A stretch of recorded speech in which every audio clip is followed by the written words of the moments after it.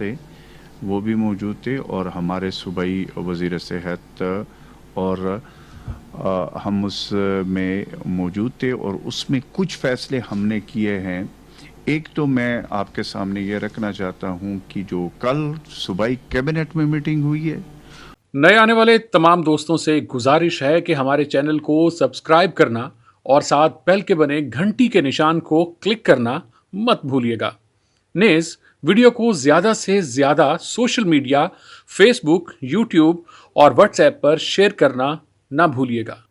उसमें जो फैसले हुए, आज हमने कुछ मज़ीद चीज़ों को डिस्कस किया है और उसके ऊपर भी मैं आता हूँ। पहले तो ये है कि जो खैबर पख्तूनख्वा में पहले जैसे हमने स्पेशल रेडी वालों को और जो है हमारे जो तंदूर वालों को जो इजाज़त दी थी 4 बजे के बाद, यानी 24/7 की हमने इजाज़त दी थी, उनके साथ दूध और दही के दुकानें भी 4 बजे के बाद खुले रहेंगे। हमने उसको भी रिलैक्स कर दिया। और फैसले में जो है इसमें हम मवेशी मंडियां जो है उसको खोलने की भी हमने इजाज़त दे दी, लेकिन इसके लिए प्रॉपर SOPs बनाई जाएंगी। उस SOP के तहत ये होगा।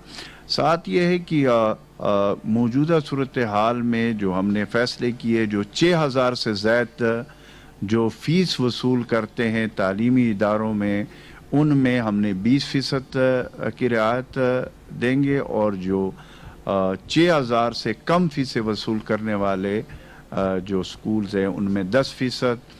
और कोई मालिक जो किराएदार है वो 3 महीने तक जो किराएदार है उसको बेदखल नहीं कर सकेगा।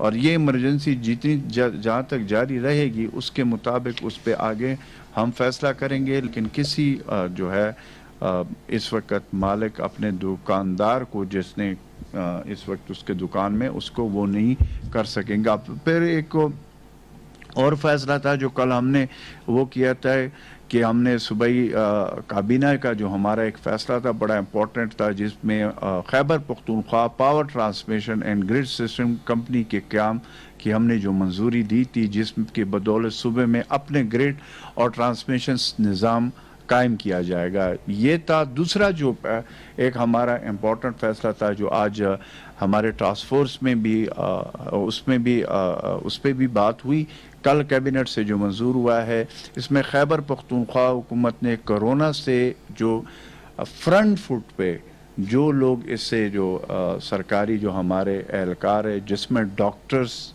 पैरामेडिक स्टाफ और इस तरह दीगर जितने भी फ्रंट फुट पे डायरेक्ट जो कोरोना वायरस की वबा को डील कर रहे हैं, उसमें से अगर किसी के अनफॉर्चुनेटली जो अगर उसकी डेथ हो जाती है तो उसको 70 लाख जो है वो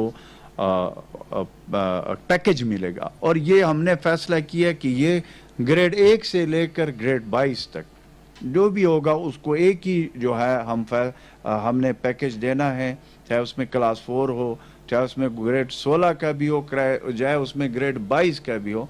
तो अगर इस फ्रंट फुट में उसकी कोरोना की वबा की जो इस वक्त जंग है उसमें वो लड़ कर उसकी जो है डेथ हो जाती है तो उसको 70 लाख रुपए का पैकेज उसकी फैमिली को मिलेगा। इस तरीके से हमने खैबर पख्तूनख्वा में कुल 330 क्वारंटाइन सेंटर्स कायम किए हैं, जिनमें 22,030 अफराद काम कर सकते हैं। इस वक्त 106 जो है वो एक्टिव है क्वारंटाइन सेंटर मराकज़ जो है, जिसमें 3,226 अफराद काम पजीर है, और क्वारंटाइन सेंटर्स में कुल जो है 200। मैं यौम मई के मौका पर पाकिस्तान के मजदूरों को जोश और वल्वले को सलाम पेश करता हूँ। इस कोरोना वायरस से अमेरिका जैसे मुल्क में 3 करोड़ लोग बेरोजगार हो गए। इसका असर यकीनन पाकिस्तान पर भी पड़ेगा और पाकिस्तान में लाखों करोड़ों लोग खते गुर्बत से और नीचे चले जाएंगे। हमने हिम्मत नहीं हारनी। मैं आपको यकीन दिलाता हूं कि पाकिस्तान रेलवे में किसी मजदूर को नहीं निकाला जाएगा। ये मेरी आपसे कमिटमेंट है और पाकिस्तान रेलवे के मजदूरों की तरक्की के लिए और उनकी बेहतरी के लिए मेरी जद्दोजहद जारी रहेगी।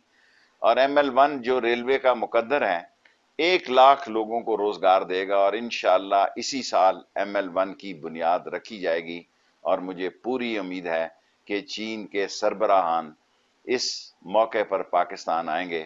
میں تمام مزدوروں کو یقین دلاتا ہوں کہ کرونا وائرس نے سب سے زیادہ آپ کا امتحان لیا ہے، لیکن ہم نے رات کو اللہ سے تنہائی میں مانگنا ہے کہ اللہ تعالی ہماری مدد کرے اور پاکستان بھر کے مزدوروں کی زندگی میں ایک حقیقی اور یقینی تبدیلی لائے، جس سے غریب کا بچہ بھی سہانے خواب ہی نہ دیکھے بلکہ اس کی تعبیر بھی اسے نصیب ہو۔